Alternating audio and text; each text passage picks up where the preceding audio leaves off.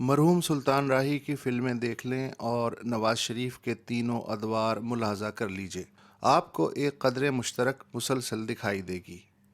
جب تک بیک وقت 8 ڈانگ بردار دشمن ہیرو پہ پل نہیں پڑتے تھے تب تک سلطان راہی کو سکون نہیں ملتا تھا،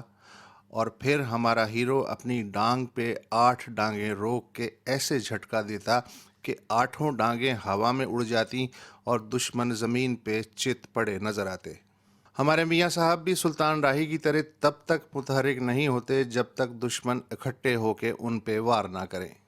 البتہ ایک فرق ضرور ہے، سلطان راہی ہمیشہ دشمنوں کو اپنی ڈانگ کے ایک جھٹکے سے خاک چٹوا دیتا تھا، اور میاں صاحب لڑتے لڑتے آخر میں اپنی ہی ڈانگ کے زور پہ گر پڑتے ہیں۔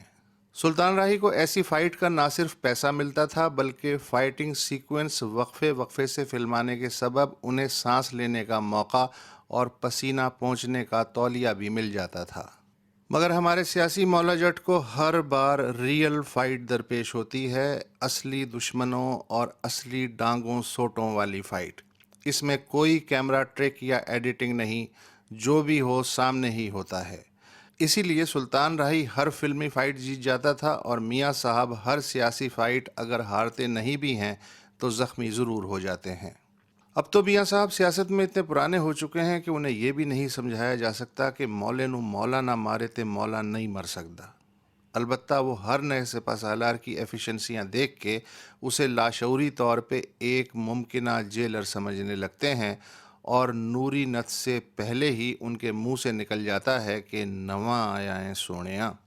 سلطان راہی کو تو ایک ہی نوری نت درپیش تھا، مگر میاں صاحب کو ایک سے زائد نوری نت درکار رہتے ہیں،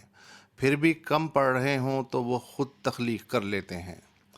تینوں ادوار گواہ ہیں کہ میاں صاحب کسی بھی سیاسی نوری نت کو برابر کا جوڑ تسلیم نہیں کرتے، اسی لیے وہ عادت مہم جوئی کی تسکین کے لیے اپنے ہی ہاتھوں بنائے ہوئے باوردی بتوں کو نتوں میں ڈھالتے ہیں، اور پھر ان سے اڑنگا اڑنگی کھیلنے میں تکمیل شوق مرگ کا لطف نچوڑ لیتے ہیں۔ اب یہی دیکھیے کہ جو مولا جٹ پہلے ہی پاناما کے گہرے پانیوں میں بمشکل گردن باہر نکالے ہاتھ پاؤں مار رہا ہو، اور اس کے چاروں طرف سیاسی نت ہانکے کا ڈھول بجا رہے ہوں،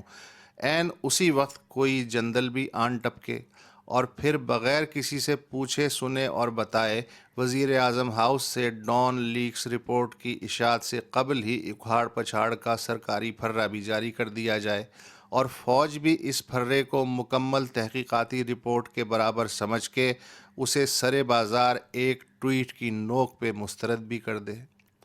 بقول تجزیہ کار ایاز امیر، فوج نے تختے ضرور الٹے ہیں لیکن کسی حکومت کی اس طرح کھلم کھلا بھد پہلے کبھی نہیں اڑائی۔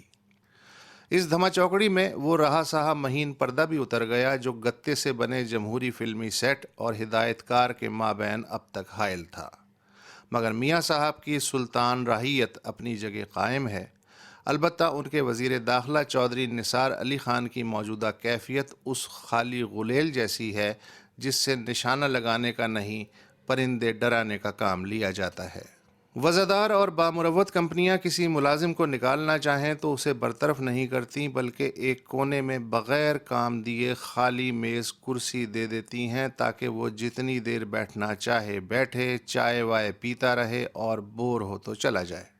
چند روز میں عقل مند ملازم خود ہی سمجھ جاتا ہے کہ اب کمپنی کو اس کی ضرورت نہیں رہی، لہٰذا وہ ایک آدھ ماہ میں نئی ملازمت تلاش کر کے خوشی خوشی استعفیٰ دے دیتا ہے۔